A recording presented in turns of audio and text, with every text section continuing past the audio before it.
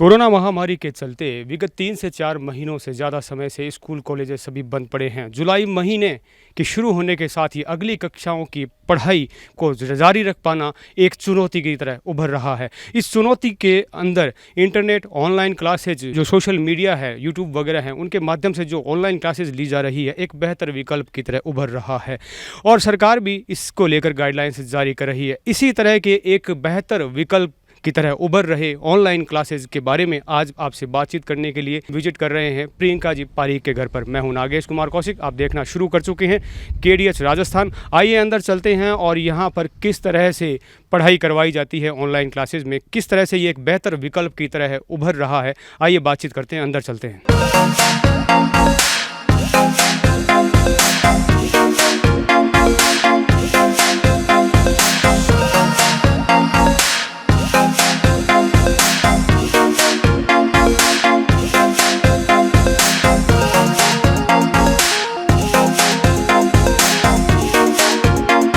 यदि आप माध्यमिक शिक्षा बोर्ड राजस्थान RBSC बोर्ड से 11th 12th साइंस के स्टूडेंट हैं और बायोलॉजी के स्टूडेंट हैं तो बायोटॉनिक नाम से जो चैनल है प्रियंका जी पारीक के द्वारा ऑपरेट है, वो एक बेहतर विकल्प के रूप में उभर रहा है। पिछले कई महीनों से लगातार अपडेट्स वो उस चैनल के माध्यम से लोगों को दे रही हैं और स्टूडेंट्स के लिए बहुत ही अच्छा विकल्प है। इस वक्त हम मौजूद हैं बायोटॉनिक की क्लासरूम में, बातचीत करेंगे प्रियंका जी पारीक से। प्रियंका जी, मैं स्वागत करूँगा आपसे और आपसे बातचीत करना चाहूँगा कि आप कितने समय से जो पढ़ाने का, टीचिंग का काम है, वो कितने समय से कर रहे हैं? नमस्कार, मैं 5 साल से ऑफलाइन सेवाएं दे रही हूँ बायोलॉजी पढ़ा के, और जो 3 महीने से हमारे लॉकडाउन के बाद का पीरियड है वहाँ से मैं ये ऑनलाइन क्लासेस है वो रेगुलरली रख रही हूँ। बिल्कुल, ये एक चैलेंज है इस वक्त की, इस चुनौती के रूप में भी देखा जा रहा है कि किस तरह से रेगुलर रखा जा सके पढ़ाई को, क्योंकि अगली कक्षा शुरू हो चुकी है। और अब मैं थोड़ा सा ये जानना चाहूँगा कि ये जो आप फिजिकली आप जैसे पढ़ाते थे, अब ऑनलाइन जैसे ये वर्चुअल क्लासेज आप लेते हैं, तो इसमें क्या डिफरेंस देखते हैं आप? फिज़िकली की मैं बात करूँ कि जैसे मैं 5 साल से पढ़ा रही हूँ तो मेरे को एक्सपीरियंस था अच्छा। हम लोग जैसे भी पढ़ाते थे बच्चों से, तो बच्चों से हम लोग फ्रेंडली इजीली हो जाते हैं, लेकिन एक कैमरा से फ्रेंडली होने में थोड़ा टाइम लगा मेरे को। जैसे वर्चुअल की बात करें और फिजिकल की बात करें तो फिजिकली मैं एक क्लास में मैक्सिमम है कि मैं 35 स्टूडेंट्स को पढ़ा सकती हूँ, लेकिन मेरे को जहाँ तक लगा कि मेरा एक पढ़ाने का तरीका है वो फ्लो चार्ट से और डायग्रामेटिक है, वो थोड़ा डिफरेंट है बाकी सबसे। तो मैंने चाहा कि मैं ये चीज़ें ना जूम ऐप पे या फिर मैं अलग व्हाट्सएप पे नहीं प्रोवाइड करवा के मैं डायरेक्ट यूट्यूब पे डालूं। और यूट्यूब एक ऐसा प्लेटफॉर्म है जिस प्लेटफॉर्म पे चाहे जो बच्चा जिस टीचर से पढ़ना चाहता है उससे पढ़ सकता है। और हम भी 35 बच्चों के अलावा, मतलब हम लोग एक वीडियो को हज़ारों बच्चों तक हमारे पहुंचा सकते हैं। इसलिए मेरे को वर्चुअल क्लास है और फिजिकल क्लास है दोनों ही अच्छी लगी, दोनों ही एक्सपीरियंस मेरे अच्छे। बिल्कुल, बहुत अच्छी बात कही आपने कि एक टीचर ऐसे क्लास में 35-40 स्टूडेंट्स को, 50 स्टूडेंट को पढ़ा सकता है, लेकिन ऑनलाइन की क्लासेस के अंदर एक आपको सबसे बढ़िया विकल्प जो मिलता है कि आप चाहे जिस टीचर की क्लास ले सकते हैं। आपको जिस टीचर की क्लास ज़्यादा समझ में आती है, ज़्यादा अच्छी लगती है, वो आप ले सकते हैं और आप एक बेहतर तैयारी कर सकते हैं और अपनी पढ़ाई को किसी भी तरह से जारी रख सकते हैं। मैं थोड़ा सा सिलेबस को जानना चाहूँगा कि आप सिलेबस के अनुसार किस तरह से चलती हैं? मैंने जब YouTube उठा के देखा तो YouTube पे यही था कि CBSE के बहुत सारे लेक्चर्स थे वो अवेलेबल थे, लेकिन RBSE का पर्टिकुलर, क्योंकि बच्चों का मतलब सर्च कर लेते हैं बच्चे टॉपिक्स, लेकिन पर्टिकुलरली RBSE सिलेबस से वो यदि सर्च करना चाहे तो यहाँ के बच्चों को यदि नहीं मिल पा रहा तो मैंने स्टार्टिंग की थी जूलॉजी से और मैंने स्टार्टिंग वीडियो बनाया था, वो उसमें सारा सिलेबस डिस्कस किया था। उसके बाद में मैंने जूलॉजी के 5 टॉपिक पढ़ाए। जूलॉजी के 5 टॉपिक पढ़ाने के बाद में बच्चों की डिमांड आने लगी कि जैसे मैं यहाँ पे जिन बच्चों को पढ़ाती थी वो बच्चे बोले मैम हिंदी मीडियम के वीडियोज़ बनाने हैं, तो मैंने हिंदी मीडियम के साथ में ही फिर है कि मेरी जो जितने भी टर्मिनोलॉजी, जैसे कि आपको बोर्ड भी दिखाई दे रहा होगा कि जो बायोलॉजी की टर्म्स है वो सारी की सारी इंग्लिश मीडियम में चलती है, तो इंग्लिश मीडियम में ईजी होने के कारण मैंने बोर्ड वगैरह है वो सब मैं इंग्लिश में प्रिपेयर करती हूँ। तो इससे क्या इंग्लिश मीडियम वाले बच्चों को भी हेल्प मिलने लग गई। तो साथ साथ में इंग्लिश मीडियम और हिंदी मीडियम के दोनों बच्चे हैं, उनकी डिमांड्स आने लग गई। बॉटनी के भी मैं 3 चैप्टर करवा चुकी और 5 चैप्टर है वो मैं जूलॉजी के ऑलरेडी करवा चुकी। और आगे भी जो मेरा फ्यूचर प्लान रहेगा वो यही रहेगा कि मैं नवंबर तक सिलेबस पूरा कंप्लीट करवाऊँ और उसी के साथ में मैं 11th के भी। और 11th वाले बच्चों को ये कहना चाहूँगी कि यदि 11th वाले बच्चों ने 10th के बाद में पढ़ाई स्टार्ट कर दी है तो उनके लिए प्लस पॉइंट ये है कि जो मैंने जूलॉजी पोर्शन करवाया है वो NCERT का सिलेबस चेंज होने के कारण अभी 11th क्लास में है, जो 11th 11th क्लास का नया सिलेबस हुआ है, तो उसमें फिजियोलॉजी के जो ह्यूमन फिजियोलॉजी का टॉपिक है वो मैं ऑलरेडी 5 करवा चुकी, और अभी भी आगे मैं 11th के पर्टिकुलर क्लासेस है वो स्टार्ट करने वाली हूँ जल्दी। बिल्कुल। और मैं आपको कहना चाहूँगा कि यदि आप बायोलॉजी के स्टूडेंट हैं और RBSE से आप 11th और 12th साइंस के स्टूडेंट हैं, तो आपके लिए एक बेहतर विकल्प है प्रियंका जी पारिक का चैनल है यूट्यूब पर, आप सर्च भी कर सकते हैं BIOTONIC Biotonic with Priyanka Pareek. Description में भी मैं लिंक दे रहा हूं, वहां से भी आप सीधा चैनल पर जा सकते हैं। चैनल को सब्सक्राइब करें और जुड़ जाएं, इस लगातार पढ़ाई की इस श्रृंखला को टूटने न दें, क्योंकि बीमारी का समय है, इस समय को ठीक होने में एक समय लंबा लग सकता है, इसलिए पढ़ाई को बिल्कुल डिस्टर्ब नहीं करें और जारी रखें। और हम भी जारी रखते हैं इनके क्लासरूम में, और पढ़ाने का जो तरीका है कुछ देखते हैं। कैसे हैं आप लोग? आज हमारा जो टॉपिक रहेगा वो रहेगा life cycle of angiosperm. Life cycle of angiosperm, जैसे कि मैंने आपको फर्स्ट चैप्टर में पढ़ाया था, तो फर्स्ट चैप्टर में हम लोग बात किए थे अल्टरनेशन ऑफ जनरेशन, जो हमारे पीढ़ी का एकांतरण पाया जाता है। हम लोग एंजियोस्पर्मिक प्लांट्स की सेक्सुअल रिप्रोडक्शन की बात कर रहे हैं। तो एंजियोस्पर्मिक प्लांट्स में सेक्सुअल रिप्रोडक्शन में 3 स्टेप्स होते हैं, जिसमें हम लोगों ने प्री फर्टिलाइजेशन, फर्टिलाइजेशन और पोस्ट फर्टिलाइजेशन के बारे में बात किया। हम लोग का जो सेकंड और थर्ड चैप्टर था वो इसी पे बेस्ड था, जिसमें सेकंड चैप्टर में हम लोगों ने प्री फर्टिलाइजेशन की सारी स्टेप्स देखी, और थर्ड चैप्टर में हम लोगों ने जो पोस्ट फर्टिलाइजेशन और फर्टिलाइजेशन स्टेप को हम लोगों ने अच्छे से समझा। तो आज हम जो बात करने वाले हैं वो बात करने वाले हैं अल्टरनेशन ऑफ जनरेशन, जो पीढ़ी का एकांतरण है। ये एज है उस चैप्टर का रिवीजन ही रहेगा सेकंड और थर्ड चैप्टर का, जिसमें मैंने आपको फर्स्ट चैप्टर में ये बताया था कि स्पोरोफाइटिक और गैमेटोफाइटिक स्टेज पाई जाती है, 2 स्टेज। जो स्पोरोफाइटिक है उसको कहा जाता है बीजाणुद्भिद, जो 2n होता है, द्विगुणित डिप्लॉइड संरचना है। और जहाँ हम गैमेटोफाइट की बात करें तो गैमेटोफाइट है वो हैप्लॉइड स्ट्रक्चर होती है, जो गैमेट फॉर्मेशन होते हैं। अब हम लोग बात करें कि जो सेक्सुअल रिप्रोडक्शन है, सेक्सुअल रिप्रोडक्शन में ही मियोसिस पाया जाता है। एसेक्सुअल रिप्रोडक्शन में किसी टाइप का मियोसिस या अर्धसूत्री विभाजन है वो नहीं पाया जाता। तो यहाँ आपको एक जो फ्लो चार्ट दिखाई दे रहा है, यहाँ पे आप देखिए कि एंजियोस्पर्मिक प्लांट्स लिखा है, जो आवर्त बीजी पादप होते हैं। आवर्त बीजी पादप जिसमें फ्लावर्स है वो क्या रहेंगे, कवर्ड रहेंगे। उसके बाद हम बात करें कि जो एंजियोस्पर्मिक प्लांट्स है उसमें प्रॉपर फ्लावर है वो डेवलप होता है। इस फ्लावर के अंदर सबसे पहले क्या ज़रूरी चीज़ है, इसमें सेक्स ऑर्गन्स होने ज़रूरी है। जिसमें हम बात करें कि फ्लावर में जो फीमेल सेक्स ऑर्गन है वो कार्पल, और जो मेल है वो क्या है, स्टैमिन, जिसको पुंकेसर कहा जाता है। और जैसा कि मैंने आपको बताया था कि जो फ्लावर है वो एक मॉडिफाइड शूट स्ट्रक्चर है, और इसी के साथ में ये जो दोनों भाग है स्टैमिन और कार्पल, ये क्या है, पर्ण के रूपांतरित रूप है। तो पर्ण के रूपांतरित होने के कारण इसको मेगास्पोरोफिल और इसको माइक्रोस्पोरोफिल कहा हम लोगों ने। उसके अंदर यहाँ पे ये ओव्यूल और पॉलन शेक डेवलप होते हैं। ओव्यूल है जो फीमेल गैमिट बनाएंगे, और जो पॉलन शेक है वो मेल गैमिट का फॉर्मेशन करेंगे। तो यहाँ देखिए कि ओव्यूल है उसको अंडक कहा जाता है, पॉलन शेक है उसको पराग कोश कहा जाता है। जहाँ हम ओव्यूल की बात करते हैं तो ये मेगास्पोरेंजियम, गुरु बीजाणु धानी हो जाता है। और यहाँ पे हम बात करें पॉलन शेक की तो ये लघु बीजाणु धानी के रूप में कार्य करता है। इनके क्लासरूम से जुड़ने के लिए बायोटॉनिक इनके यूट्यूब चैनल को आप सब्सक्राइब करें, और लगातार इनके द्वारा जो पढ़ाई करवाई जा रही है, सिलेबस पढ़ाया जा रहा है, उसका आप स्टूडेंट्स जो पढ़ाई का जो लॉस हो रहा है उसको, नुकसान को कम कर सकते हैं और पढ़ाई को जारी रख सकते हैं। और अपने सवाल हम भी जारी रखते हैं, उनसे बातचीत करते हैं कि किस तरह से उनको ये प्रेरणा जगी। प्रियंका जी, किस तरह से आपको ये प्रेरणा जगी या प्रेरित हुए कि आपको आवश्यकता लगी कि आपको एक ये चैनल बना करके सोशल मीडिया प्लेटफॉर्म के ज़रिए आपको पढ़ाई करवाई जानी चाहिए? टीचिंग मेरे लिए एक प्रोफेशन नहीं, टीचिंग मेरे लिए एक पैशन है। मैं इस टीचिंग को जीती हूँ कि जहाँ तक है पॉसिबल कि जैसे मैं फिज़िकली क्लास लेती थी 5 साल से, तो मैं बच्चों के साथ में जुड़ के उन्हें पढ़ाने की कोशिश करती थी, और उसी के साथ में बच्चे मेरे साथ फेमिलियर थे। तो फेमिलियर होने के साथ में जिस टाइप से जब ये कोरोना काल स्टार्ट हुआ, तो हम देखें तो कोरोना काल हमारे लिए एक पॉजिटिव वे में भी आ सकता है। कि हम लोग बात करें कि जैसे बहुत सारा फ्री टाइम हम लोग को मिल रहा है, हम लोग बहुत सारी स्किल्स डेवलप कर सकते हैं, बहुत सारी हॉबीज़ पे वर्क कर सकते हैं। तो इसी टाइप से था कि जब 14 मार्च को स्कूल्स बंद हुए तो बच्चों ने 1 महीना तो मतलब जॉली मूड में रहे, उन्होंने कुछ ही नहीं किया। लेकिन 1 महीने के बाद में उनको 12th स्टैंडर्ड में आने के कारण उनको टेंशन क्रिएट होनी शुरू हो गई कि भाई हम लोग अब आगे की पढ़ाई कैसे करेंगे, हम लोग आगे कंटिन्यू कैसे करेंगे। तो उनका एज ए फैमिली मेम्बर होने के नाते उनका मेरे पास कॉल मैसेजेस वगैरह आने शुरू हो गए कि मैम हम लोग को बहुत टेंशन हो रही है, हम लोग क्या करें क्या नहीं करें, हम लोग किस टाइप से पढ़ाई स्टार्ट करें। तो उन्होंने मेरे को सजेस्ट किया कि मैम आप हमें ऑनलाइन पढ़ाना स्टार्ट कीजिए। तो हम लोग जो मेरी प्रेरणा की स्रोत है वो मेरे स्टूडेंट्स ही हैं, और फैमिली का सपोर्ट हो गया, फ्रेंड्स का सपोर्ट हो गया। पिछले 3 महीने से ही जिस तरह से आप क्लासरूम अटेंड कर रही हैं, एक सबसे शानदार विकल्प मैं कह सकता हूं कि क्षेत्र में उभर कर सामने आया है।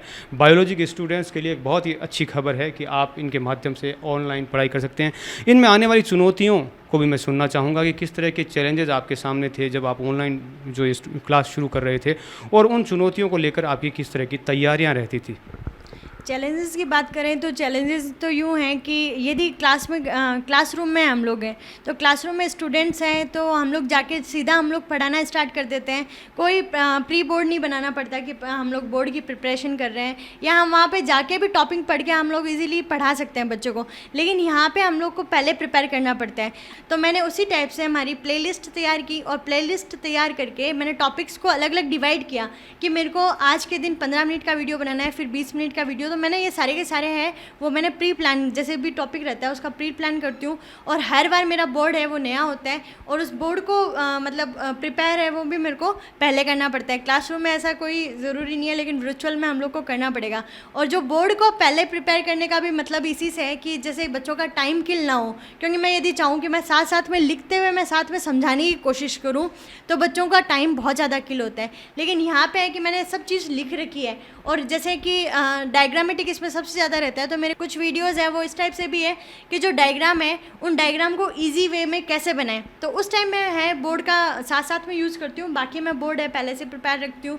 और उसी के साथ में जैसे यूट्यूब की बात करें तो यूट्यूब मेरे लिए एक नया प्लेटफॉर्म था। नया प्लेटफॉर्म होने के साथ में यूट्यूब पे किस टाइप से वीडियोस अपलोड करते हैं, किस टाइप से उसका डिस्क्रिप्शन रहता है, हर एक चीज़ जो है वो मेरे लिए एक नई थी। लेकिन ये जो कोरोना काल का गोल्डन अपॉर्चुनिटी बोले कि गोल्डन अपॉर्चुनिटी थी हमारे लिए, तो उसमें मैंने बहुत कुछ क्रिएटिव और बहुत कुछ प्रोडक्टिव सीखने के चक्कर में मैंने ये स्टार्ट कर दिया कि ठीक है भाई, मेरे को बहुत कुछ नया सीखने के लिए मिल रहा है, और मैंने 3 महीने में बहुत कुछ है वो नया भी सीखा है। बिल्कुल, आप सिलेबस से पढ़ाते हैं और सिलेबस आपका शुरू हो चुका है, तो जो बच्चे आज ये वीडियो देखेंगे और उसके बाद आपके चैनल से जुड़ेंगे तो वो किस तरह से आपके जो बैक वीडियोस हैं वो देख सकते हैं, वो शुरू से सिलेबस को ज्वाइन कर सकते हैं? हाँ जी, ज़रूर कर सकते हैं, क्योंकि हम लोग बात करें कि जैसे जो भी मेरे वीडियोज़ है वो पर्टिकुलरली एक टॉपिक से होता है। ऐसे नहीं कि मेरा ये वीडियो है वो मेरा लास्ट वीडियो से लिंक करेगा।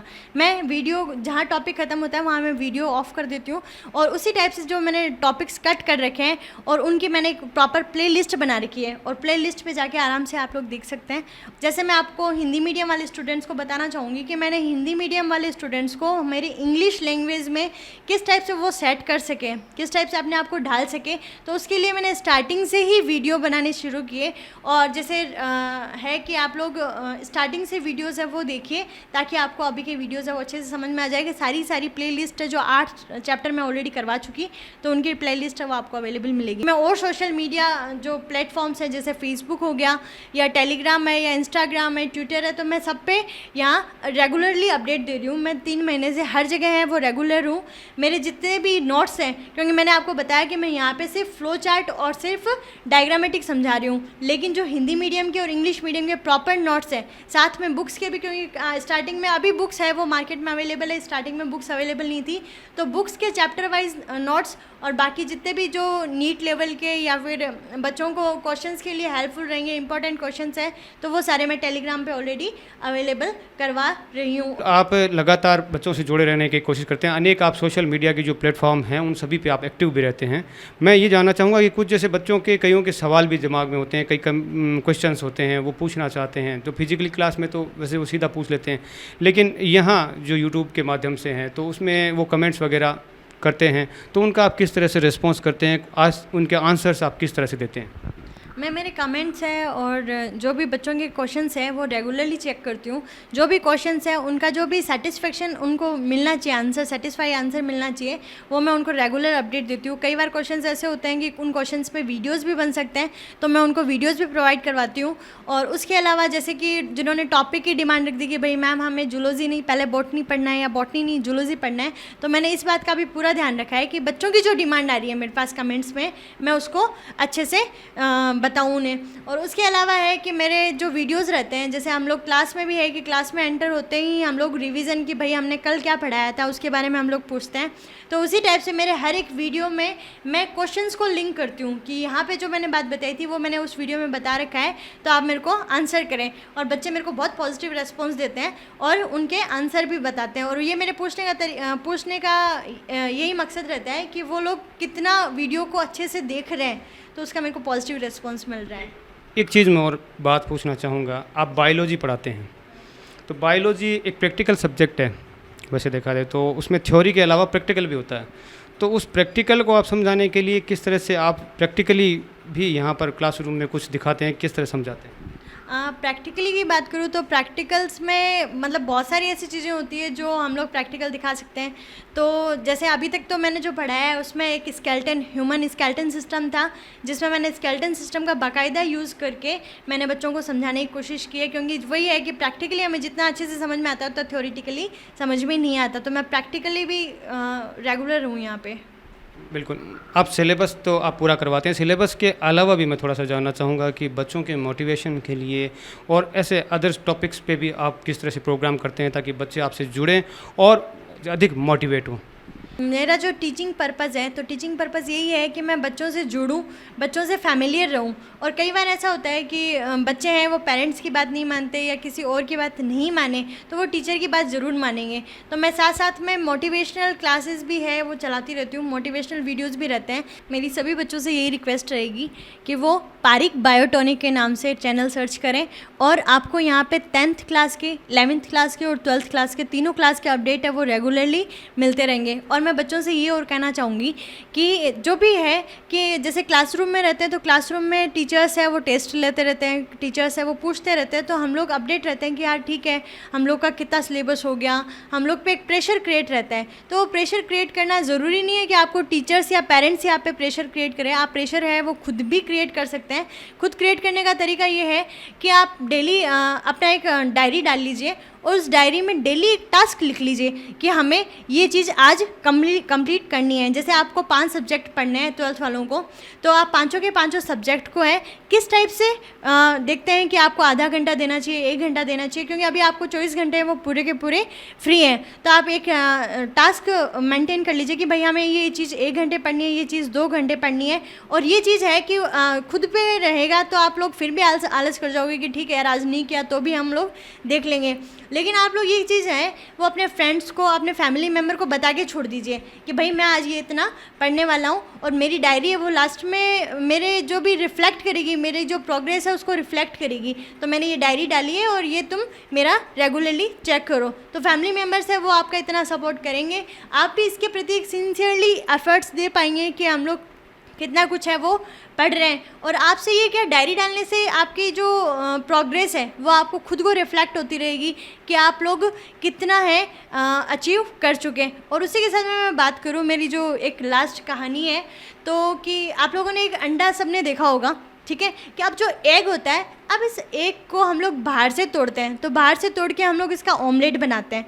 लेकिन यदि अंडा खुद से टूटे तो अंडा खुद से टूट के ये एक चूज़ा बनाता है, मतलब एक नई लाइफ का फॉर्मेशन करता है। तो आप लोग अपने आप को एक अंडा समझिए, जो एग रहेगा, एग को यदि बाहर से हम लोग या पेरेंट्स है वो आपको मोटिवेट करने की कोशिश करेंगे, तो आप सोच लीजिए कि आप लोग को ऑमलेट बनना है। और या फिर अभी खुद का सेल्फ मोटिवेशन रहेगा आपका, तो सेल्फ मोटिवेशन से आपको एक न्यू लाइफ मिल सकती है। तो आप लोग एक हल्के से एग्जांपल या कहानी मान के इसको आप अपनी लाइफ में इसको रख सकते हैं।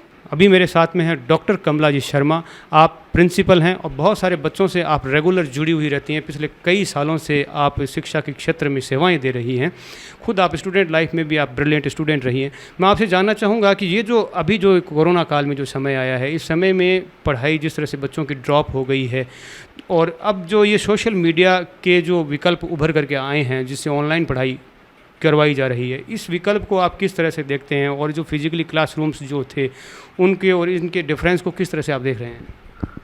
मैं एक शिक्षक होने के नाते और साथ ही एक पेरेंट्स होने के नाते भी मुझे भी बहुत चिंता रही कि एकदम से स्कूल है एक आदेश आया और बंद हो गया और खुलने का कहीं कोई अभी आसार दिखाई नहीं दे रहा है।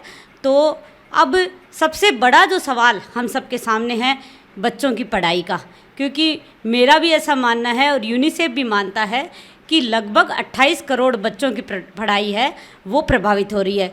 कहाँ हम एक दिन भी बच्चों को पढ़ने से वंचित नहीं रखते थे और आज एकदम से विद्यालय बंद है। विद्यालय बंद है ये प्रश्न जब उठा तो हमने उसका विकल्प ढूंढा ऑनलाइन क्लासेस में। हालांकि सोशल मीडिया को नकारात्मक दृष्टिकोण से देखा जाता है, लेकिन मैं ये कहना चाहूँगी समय के साथ परिवर्तन ज़रूरी है। तकनीक है वो आपका इस समय सबसे बड़ा सहारा बन सकती है और आप इंटरनेट को गुरु बना सकते हैं। तो माता पिता से मेरी यह विनम्र प्रार्थना है कि आप अपने बच्चों को ये साधन उपलब्ध करवाइए, क्योंकि इंटरनेट पर बहुत सारी सामग्री है वो बच्चों की शिक्षा के लिए उपलब्ध है। हालांकि हम प्रतिदिन भौतिक कक्षा में बच्चों से आमने सामने मिलते थे, बच्चों को प्रतिदिन कोई ना कोई अच्छी बात है बताते थे और उनका पाठ्यक्रम है वो सुचारू रूप से रखते थे। लेकिन जब समय ऐसा है तो हमें समस्या पर रोना नहीं चाहिए, बल्कि हमें समाधान देखना चाहिए, और वो समाधान है ऑनलाइन क्लासेस। ऑनलाइन क्लासेस में आप यूट्यूब पर ऐसे सर्च इंजन में आपके बच्चों से संबंधित जो वीडियो है वो सर्च कर सकते हैं। जैसा हमारे घर में भी हमने एक प्रयास किया है Biotonic tuition classes, Biotonic YouTube channel पर, और साथ ही साथ मैंने भी अपना राजनीति विज्ञान पढ़ाने के लिए एक यूट्यूब चैनल बनाया है, कमला शर्मा पॉलिटिकल साइंस, #एजुकेशन आपके घर। क्योंकि मैंने पहले बताया मैं एक शिक्षक भी हूँ और एक माँ भी हूँ, और बच्चों का पढ़ने का जो समय है, बच्चों का जो पढ़ने का दैनिक रूटीन है, जो वो डिस्टर्ब हुआ तो सबसे ज़्यादा हमें चिंता हुई। तो हमें चिंता नहीं, चिंतन करना है, और वो चिंतन ये है सोशल मीडिया को सकारात्मक दृष्टिकोण से देखना। उस पर आप अपने बच्चे को उसको एक अपना गुरु बनाइए और देखिए। और साथ ही मैं आपको ये बताऊंगी कि सोशल मीडिया है वो घर बैठे आपको बहुत कुछ दे सकता है। जैसे मैं उदाहरण देती हूँ, प्रोजेक्ट दिशारी एक ऐप है, उसमें प्रतिदिन आपके बच्चे का मॉक टेस्ट होता है। सभी विषयों के 20-20 प्रश्न है प्रतिदिन उस पर पूछे जाते हैं। ये भी हमारे एक शिक्षक महोदय ने ऐप बनाई है और माननीय नरेंद्र मोदी जी ने उनको पुरस्कृत भी किया था, और उन्होंने ये ऐसा ऐप है वो 5 साल पहले बना लिया था। तो कहीं ना कहीं सोशल मीडिया है वो सकारात्मक भूमिका निभाएगा, और समय के साथ ये परिवर्तन ज़रूरी था। और आज जब तक हमारे विद्यालय भौतिक रूप से नहीं खुलते हैं तब तक आप ऑनलाइन पढ़िए, बच्चों से नोट्स बनवाइए। और कहते हैं विद्यालय में आप ज़्यादा चिंता मत करें। विद्यालय में बच्चा केवल 6 घंटे रहता है, आपके पास 18 घंटे रहता है। तो आप ये देखिए 18 घंटे प्लस 6 यानी आपके पास अब 24 घंटे हैं। तो आप ऑनलाइन क्लासेस के माध्यम से उन 6 घंटों की भरपाई कर सकते हैं। आप अपने बच्चे का जो भविष्य है वो उज्जवल बना सकते हैं। फिजिकल जो क्लासरूम है उनका मुकाबला नहीं किया जा सकता, लेकिन जिस तरह से पढ़ाई का नुकसान हो रहा है और जिस तरह से इस कोरोना महामारी का अभी फ़िलहाल कोई अंत दिखाई नहीं दे रहा, कब स्कूल खुलेंगे अभी कुछ कहा नहीं जा सकता। ऐसे में जो पढ़ाई का जो लॉस होगा, जो पढ़ाई रुक रही है, इसको बिल्कुल कतई रोका नहीं जा सकता, पढ़ाई को रोका नहीं जा सकता। और ऐसे में इस नुकसान को कम करने के लिए एक बहुत ही शानदार विकल्प जो सोशल मीडिया पे यूट्यूब और अन्य जो सोशल मीडिया प्लेटफॉर्म्स हैं जिनमें ऑनलाइन क्लासेज, वर्चुअल क्लासेज जो चल रही है, वो एक बेहतर विकल्प है। आप इस नुकसान को कम कर सकते हैं। इसी तरह के एक सबसे शानदार विकल्प के रूप में हमारे राजस्थान के सुजानगढ़ शहर में प्रियंका पारीक के बायोटॉनिक क्लासरूम में हम इस वक्त मौजूद हैं, जिनके क्लासरूम का आप भी फ़ायदा उठा सकते हैं। यदि आप RBSC माध्यमिक शिक्षा बोर्ड राजस्थान के 11th 12th के स्टूडेंट हैं और बायोलॉजी के स्टूडेंट हैं तो आप आज ही ज्वाइन करें, आज ही यूट्यूब पर जाएं और पारीक बायोटॉनिक जो चैनल है उसको सर्च करें, और उसका लिंक मेरे डिस्क्रिप्शन में नीचे दिया हुआ, आप डायरेक्ट यहाँ से भी उसमें जा सकते हैं और उनकी क्लासेस को आप अटेंड करें। प्लेलिस्ट बनाकर पूरा एक सिलेबस उसमें तैयार है और लगातार क्लासेस चल रहे हैं, रेगुलर क्लासेस चल रही है। बहुत ही अच्छा विकल्प है, आज ही ज्वाइन करें और सब्सक्राइब करें इस चैनल को और अपनी शिक्षा को हो रहे इस नुकसान को कम से कम होने दें। मैं हूं नागेश कुमार कौशिक, अपने कैमरामैन सहयोगी अनिल प्रजापति के साथ आप सभी का धन्यवाद। घर पर रहिए, सुरक्षित रहिए, पढ़ते रहिए।